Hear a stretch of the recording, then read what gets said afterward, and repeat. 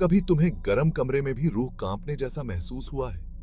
कभी अपना नाम फुसफुसाते हुए सुना है और मुड़कर देखा तो कोई नहीं? ये अनुभव, जिन्हें अक्सर दिमाग का वहम मान लिया जाता है, हो सकता है हमारी दुनिया से परे किसी दुनिया की एक झलक हो। एक ऐसी दुनिया जहां जीने वालों और मरने वालों के बीच का पर्दा पतला हो। हम अज्ञात के खोजकर्ता हैं जो सायों में जवाब ढूंढ रहे हैं। हमारा सफर हमें भूतिया घरों, वीरान अस्पतालों और भूले हुए युद्ध के मैदानों के बीच ले जाता है, जहां बेचैन आत्माएं भटकती हैं। अगर आपकी हिम्मत है तो हमारे साथ आइए, जैसे हम भूतों की भयानक दुनिया, असाधारण गतिविधि और ओइजा बोर्ड के आसपास के रहस्यों में उतरते हैं। लेकिन सावधान रहें, कुछ सच्चाई दफन रहना ही बेहतर है। एक बार जब आप अपने मन को अपसामान्य की संभावना के लिए खोल देते हैं, तो आप दुनिया को फिर कभी उसी नजर से नहीं देख पाएंगे। गुस्सा बात थी।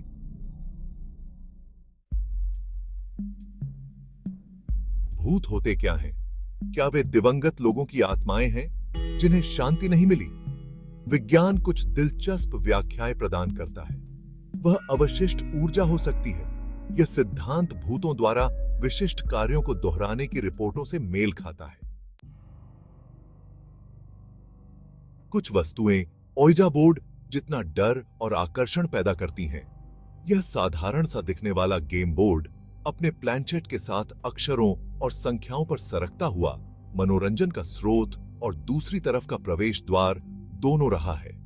मानने वालों का दावा है कि ओइजा बोर्ड आत्माओं को जीवित लोगों के साथ संवाद करने, सवालों के जवाब देने, रहस्यों को उजागर करने और यहां तक कि भविष्य की झलकियां पेश करने की अनुमति देता है। हालांकि संदेहियों का तर्क है कि प्लैंचेट की गति आइडोमोटर प्रभाव से ज्यादा कुछ नहीं है। अवचेतन मांसपेशी हरकतें विचारों को शारीरिक क्रिया में बदल देती हैं। आपकी स्थिति चाहे जो भी हो, ओइजा बोर्ड अज्ञात से जुड़ने की हमारी इच्छा का एक शक्तिशाली प्रतीक बना हुआ है।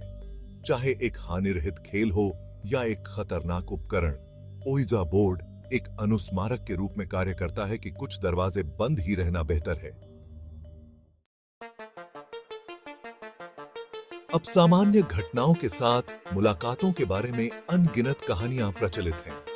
गेटिसबर्ग, पेंसिल्वेनिया में एक गृहयुद्ध युद्ध क्षेत्र पर्यटक तोप की आग सुनने और बारूद को सूंघने की रिपोर्ट करते हैं, भले ही कोई पुनर्मिलन नहीं हो रहा हो। एडिनबर्ग, स्कॉटलैंड में प्राचीन महल के बारे में कहा जाता है कि यह एक प्रेत बांसुरी वादक द्वारा प्रेतवाधित है। उसका शोकाकुल संगीत पत्थर के गलियारों से गूंज रहा है।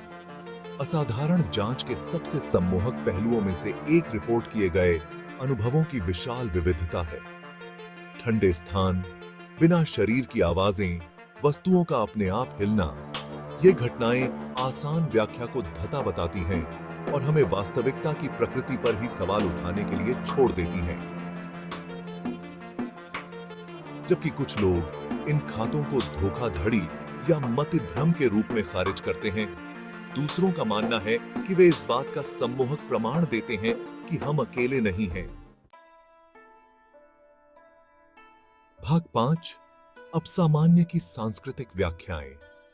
दुनिया भर में विभिन्न संस्कृतियों ने अपसामान्य के इर्द गिर्द अनूठी मान्यताएं और परंपराएं विकसित की हैं। उदाहरण के लिए, जापान में यूरी के रूप में जानी जाने वाली आत्माओं को अक्सर तामसिक शख्सियतों के रूप में दर्शाया जाता है, जो पिछले गलत कामों के लिए प्रतिशोध की मांग करते हैं। मेक्सिको में मृतकों का दिन मृत प्रियजनों को सम्मानित करने वाला एक खुशी का उत्सव है, यह मानते हुए कि उनकी आत्माएं दर्शन करने के लिए लौटती हैं। ये विविध सांस्कृतिक दृष्टिकोण मृत्यु, हानि और बाद के जीवन की संभावना को समझने की सार्वभौमिक मानवीय आवश्यकता को उजागर करते हैं। चाहे हम भूतों से डरें, उनका सम्मान करें या बस उनकी उपस्थिति को स्वीकार करें, इस बात से इनकार नहीं किया जा सकता है कि हमारी सामूहिक चेतना पर उनका गहरा प्रभाव पड़ा है। भूतों के बारे में हम जो कहानियां सुनाते हैं, वे आत्माओं के बारे में जितना खुद को प्रकट करती हैं, उतना ही हमारे अपने डर और विश्वासों के बारे में भी बताती हैं। भाग 6 डर और सुझाव का विज्ञान। हमारे अनुभवों में मनोविज्ञान की भूमिका को स्वीकार करना महत्वपूर्ण है। डर एक शक्तिशाली भावना है जो हृदय गति में वृद्धि, तेज सांस लेने और यहां तक कि मतिभ्रम जैसी शारीरिक प्रतिक्रियाओं को ट्रिगर करने में सक्षम है। डर की ऊंची स्थिति में हमारा दिमाग दर्शनीय स्थलों, ध्वनियों और संवेदनाओं की गलत व्याख्या कर सकता है, जिससे हमें विश्वास हो सकता है कि हमने कुछ असाधारण सामना किया है।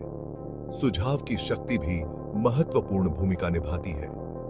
अगर हमें बताया जाए कि कोई जगह प्रेतबाधित है, तो हम अस्पष्ट उत्तेजनाओं की व्याख्या असाधारण गतिविधि के प्रमाण के रूप में अधिक करते हैं। यही कारण है कि कई असाधारण अन्वेषक अपने काम को स्वस्थ संदेह के साथ करते हैं। यह निष्कर्ष निकालने से पहले अन्य सभी स्पष्टीकरणों को खारिज करने की कोशिश करते हैं कि वास्तव में कुछ अस्पष्टीकृत हुआ है, जबकि कुछ अनुभवों को मनोवैज्ञानिक कारकों के लिए जिम्मेदार ठहराया जा सकता है। अन्य तर्क संगत स्पष्टीकरण के हठपूर्वक उल्लंघन करते हैं। भाग 7 मिथकों का पर्दाफाश। जब तर्क अस्पष्टीकृत से टकराता है, हर फर्श का टूटना या रोशनी का टिमटिमाना अब सामान्य का संकेत नहीं होता है। कई कथित प्रेतबाधित घटनाओं को पूरी तरह से प्राकृतिक घटनाओं के लिए जिम्मेदार ठहराया जा सकता है। हम कल्पना से तथ्य को अलग करना शुरू कर सकते हैं। भाग 8 अनुत्तरित प्रश्न। अब सामान्य का क्षेत्र अनुत्तरित प्रश्नों से भरा पड़ा है। अगर भूत असली हैं, तो वे किस चीज से बने हैं? वे हमारी दुनिया के साथ कैसे बातचीत करते हैं? और मरने के बाद हमारा क्या होता है? ये ऐसे प्रश्न हैं जो सदियों से मानवता को परेशान करते रहे हैं और संभवतः आने वाली सदियों तक बने रहेंगे। कुछ लोगों का मानना है कि विज्ञान अंततः अब सामान्य के रहस्यों को उजागर करेगा, बाद के जीवन और आत्माओं के अस्तित्व का ठोस प्रमाण प्रदान करेगा। दूसरों का मानना है कि ब्रह्मांड के रहस्य अनंत हैं और कुछ चीजें हमेशा हमारी समझ से परे रह सकती हैं। हमारी व्यक्तिगत मान्यताओं के बावजूद ज्ञान और समझ की खोज एक सार्थक यात्रा है। भाग 9 अज्ञात के साथ हमारा शाश्वत आकर्षण।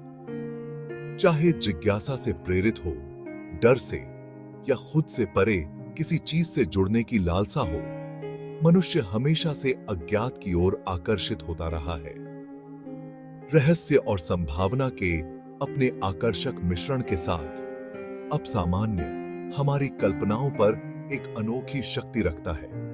यह वास्तविकता की हमारी धारणाओं को चुनौती देता है और हमें अपने गहरे डर और विश्वासों का सामना करने के लिए मजबूर करता है। जब तक अस्पष्टीकृत घटनाएं, अनुत्तरित प्रश्न और अंधेरे में फुसफुसाते हुए किस्से हैं, तब तक अब सामान्य के साथ हमारा आकर्षण बना रहेगा। सच्चाई की तलाश उन आत्माओं की तरह जिन्हें हम खोजते हैं शाश्वत हो सकती है। तो अगली बार जब आप ठंडक महसूस करें, कोई फुसफुसाहट सुने या किसी अनदेखी उपस्थिति को महसूस